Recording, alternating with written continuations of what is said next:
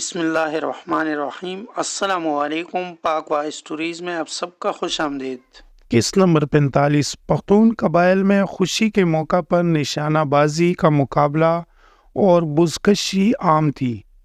پٹھار کے علاقوں میں کبڈی، بنی، بکدر، نیزہ بازی اور گھڑ دوڑ کے مقابلے ہوتے۔ اگر بارات دور سے آتی تو سارا گاؤں مل کر بارات کی رہائش کا انتظام کرتا اور ساری رات بیت بازی کے مقابلے ہوتے۔ یہ ساری رسمیں خوانین، راجگان، چودھریوں اور علاقے کے ملکوں کے لیے مخصوص تھی۔ عام لوگ، جنہیں کمی یا خیراتی کہا جاتا، ان رسومات سے مبرا تھے۔ گو کہ انگریز نے مارشل ریس کا کانسپٹ مترادف کروایا، مگر اس سے پہلے بھی ساری دنیا میں یہی نظام کسی نہ کسی صورت میں رائج تھا۔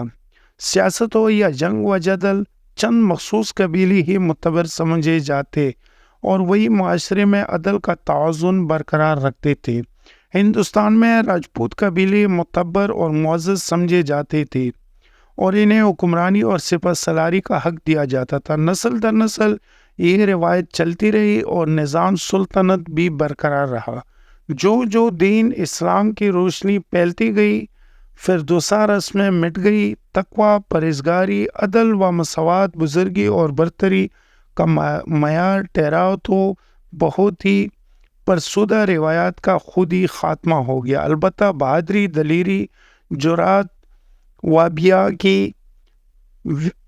و بیباکی کا عنصر اپنی جگہ قائم رہا اور قبیلے اور برادریاں اپنی اچھی روایت کو آگے بڑھاتے رہیں۔ انسانی نفسیات کا جائزہ لے تو کئی قبیلے، برادریاں اور قومیں متوسانہ عصبیت کے حامل ہیں اور بحیثیت مجموعی معاشرے ریاست میں بدامنی اور خلفشار پھیلانے کا موجب بنتی ہیں۔ اقلیت، لسانیت، فرقہ واریت اور دوسرے قبیلوں سے نفرت ان کی گھٹی میں پڑی ہے اور وہ ہر صورت میں اس کا نہ صرف اظہار کرتے ہیں بلکہ موقع مل جائے تو کبھی دین، کبھی علاقیت اور کبھی ذاتی بغض و نفرت کی بنیاد پر قومی یکجہتی اور ملکی سلامتی کو داؤ پر لگانے پر تیار ہو جاتے ہیں۔ ایسے لوگ ہر وقت ملک دشمن قوتوں کے اعلی کار بننے کو تیار رہتے ہیں، چونکہ ان کی زندگیوں کا مقصد ہی تفرقہ بازی اور فساد پھیلانا ہے۔ یہ طبقہ کوئی ان پڑھ، جاہل یا اجٹ لوگوں کا نہیں بلکہ پڑھے لکھے لوگوں پر مشتمل ہوتا ہے، جن میں وکیل، جج، ممبران اسمبلی، اعلیٰ حکومت عہدیدار، فوجی افسر، ڈاکٹر، انجینئر اور بظاہر اعلیٰ علمی شخصیت شامل ہوتی ہے۔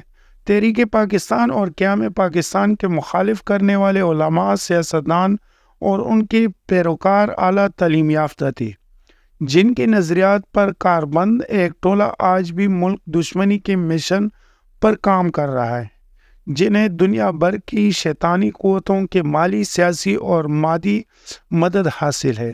ایسے لوگوں کا اگر ڈی این اے کیا جائے تو ان میں خاندانی اوصاف اور اعلیٰ نسبی کے جراثیموں کی کمی ہوگی۔ ان کی عصبیت تعصب، بغض اور فتنے سے جڑی ہوگی، نہ کہ اعلیٰ نسبی، فرق دلی، جرأت، ایمانی اور اعلیٰ انسانی اقدار سے کچھ تعلق ثابت ہوگا۔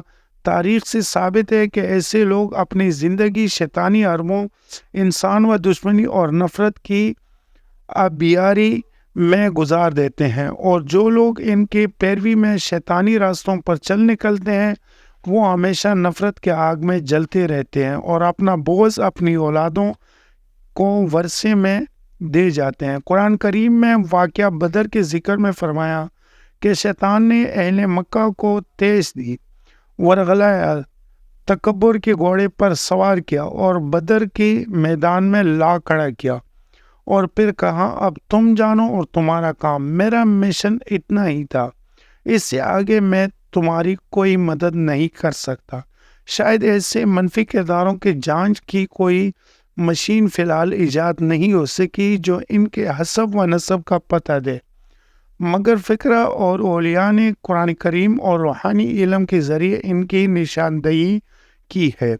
حضرت میاں محمد بخش رحمۃ اللہ علیہ کا فرمان ہے کہ جس طرح تمے کے جڑ، پل، پتے اور بیج کڑوے ہوتے ہیں، اس طرح بدکردار، بدنیت، حاسد اور فتنہ پرواز لوگوں کی اولاد اللہ کی رحمت و ہدایت سے محروم بدعمالی کا پل ہوتی ہے۔ باقی سٹوری اگلی قسط میں دیکھنے کے لیے ہمارے چینل کو سبسکرائب کر لے اور بیل نوٹیفیکیشن کو آن کر لے تاکہ اگلا قسط آپ تک بآسانی پہنچے۔ امید ہے آپ لوگوں کو یہ سٹوری کا قسط پسند آیا ہوگا۔ اگر پسند آیا تو ویڈیو کو لائک کر لے، کمنٹ میں اپنے رائے کا اظہار ضرور کر لینا۔ اگلی قسط میں پھر انشاءاللہ ملاقات ہوگی۔ اللہ حافظ۔